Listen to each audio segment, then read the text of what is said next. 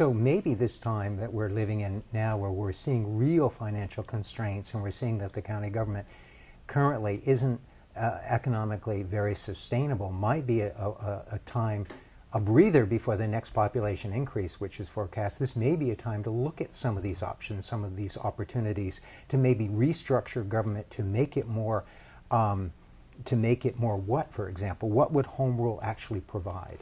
Well, in the League of Women Voters study, the benefits we identified from having home rule were first a legislative body that's more representative economically and geographically than our current fractured structure. And what might that be? For example, I was in a meeting with some auditor representatives, and that they told me that the majority of our elected officials live within a 9-mile radius, primarily in North County. So even though the majority of our population is actually outside of our top 4 cities, all the representatives are inside. Whereas if you had an integrated county-city government, hopefully the area that's experiencing the most population growth, which is outside the cities, would have better representation. The new government could install administrative responsibility in either an appointed or an elected county administrator. Those are some of the options that home rule presents. The new government could have a centralized personnel system, which would achieve efficiency and economies of scale and things such as one health plan, one pension plan, one savings plan. So would this reduce duplication costs? We anticipate that it would. The new government would facilitate regional approaches to problems, which is probably one of the most important benefits. We already have 19 interlocal agreements that try and address Thurston County problems regionally. The Thurston County Regional Planning Council is an example. The LOT, which deals with wastewater, is an example. Intercity transit is another example.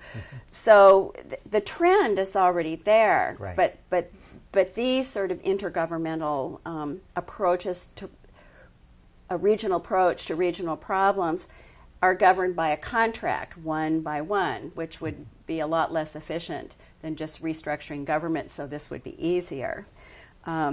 We also think that a new government form would be more adequately financed, because we would envision that the new Constitution would authorize the integrated government to impose not only property taxes and sales taxes, but also business and utility taxes. And of course the PUDs, I mean, separately these are being imposed, but if you had an integrated structure, collection would be cheaper, it might be more fair because it would be spread through the whole county.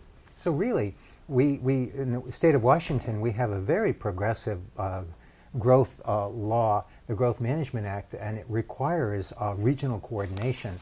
And really what I hear here is an awful lot of regional coordination. We're already kind of doing that, and the various governmental layers that we have, and we have many in the county, are working together through interlocal agreements. Another step a little further beyond that is to actually help to coordinate these governments so that they really become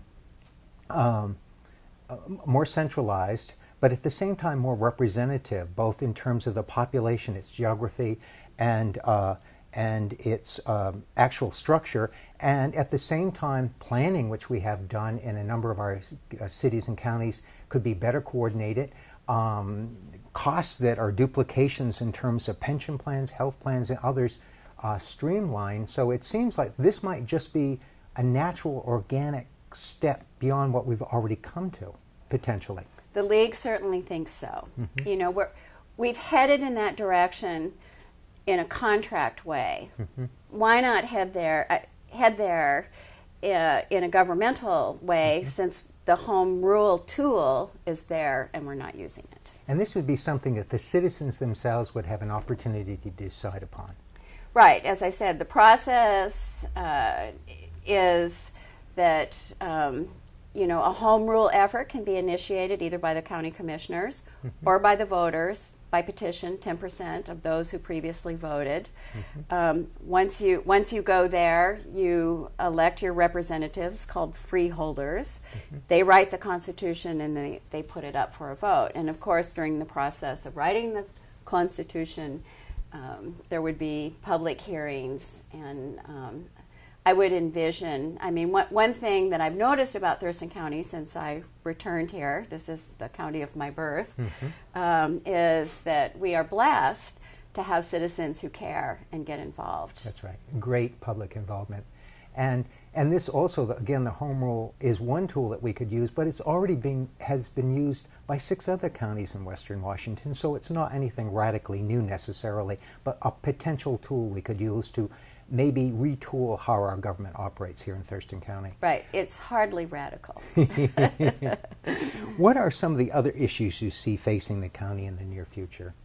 Well, I think many of your listeners would agree that we live in paradise here, with access to beautiful mountains, beaches on lakes, and saltwater, forests, and rivers. And those are the things that are drawing population to our area. The Thurston Regional Planning Council received a $1.5 million federal grant to develop a regional plan for sustainable development. This anticipates the population increase that you discussed at the beginning of the program. This plan will include elements on housing, land use, transportation, infrastructure, the environment, and economics. Today we focus on economics and some of the shortcomings that the county is grappling with. But the League of Women Voters has joined a coalition called the Sustainability Roundtable of Thurston County. And this roundtable was formed to comment on this proposed regional plan for sustainable development. And the roundtable has people from our Native American tribes, from neighborhood associations, from our climate change organizations, from our conservation organizations, and from local businesses. So all the elements of the upcoming plan for sustainable development are critical, in my opinion, and in the League's opinion, to the viability of our county's future. And I encourage all of the listeners here to participate in the development of that plan. It's a 3-year process. There'll be a series of hearings, with focus groups on the various 6 elements. And so this is another chance for us to determine our future and to make it more successful and certainly more sustainable. And this sustainability roundtable, which includes a variety of stakeholders, this is one way to add to the public outreach and input into that regional plan. Is that right? Absolutely. There are 29 participants that applied for the grant, the federal grant, which is funded by Housing and Urban Development, the Department of Transportation, and EPA. But all but 4 of those are among the 43 local governments that I mentioned. The 4 that are NGOs, non-governmental organizations, are the League, the Chamber of Commerce, and a couple others. And one of the reasons for forming this Sustainability Roundtable was to broaden the base of input from basically the non-governmental organizations in our county, who many of them have done their homework. They bring a lot of expertise to the table. Excellent. Katia, can you tell us about the League of Women Voters? Could you tell us, for example, how you got involved in its good work? Well, let me start with the League of Women Voters first. The League was founded in 1920 as a nonpartisan organization approximately 6 months before the 19th Amendment to the United States Constitution gave women the right to vote. It began as, quote, a mighty political experiment aimed to help newly enfranchised women exercise their responsibilities as voter. Originally, only women could join the League, but in 1973, long time ago, the charter was modified to include men. I joined the local league because my mother was a member for over 40 years while I was miles away pursuing my career. And I'm happy to say that the League of Women Voters of Thurston County is celebrating its 50th anniversary this year. And I am very, very proud of members like my mother, and we have some who have been members for the whole 50 years. Wow. And I hope she's proud of my involvement, which in the local league only goes back 5 years. Could you tell us, for those listeners who may be interested, how can they get involved in the league or become members? Well, we have a very robust website. It's at www.lwvthurston.org. It includes the application for membership, sets forth all, our recent studies, including the one I referred to today and one in 2008 on water in Thurston County. The annual dues are $60, and that gives you membership not only in our local league, but also in the State League of Women Voters and in the National League of Women Voters. Wow. And so it's, I call it a scalable membership. Right. We like to ask our guests this question: what are the one or two things you particularly like about living here in Thurston County? Well, I'm going to answer that question with a little brag. I have traveled to 107 different countries. Wow. I actually have a little checklist. So when I answer this question, I've done some research. I like living in Thurston County because it's one of the best places I've ever been. And I also like to quote a recent immigrant who is an Iraqi student whose family was granted political asylum. I like Thurston County for the same reason he does.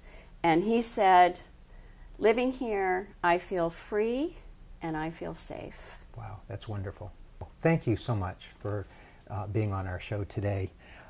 It's important that we know and understand how our local government works and how it operates and provides services to our residents and citizens. What happens to Thurston County's governance impacts all of our lives.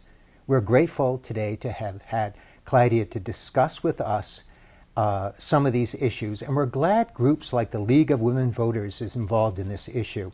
We encourage you to get involved and to check out the League's website. We hope that you've enjoyed our show today around Thurston County.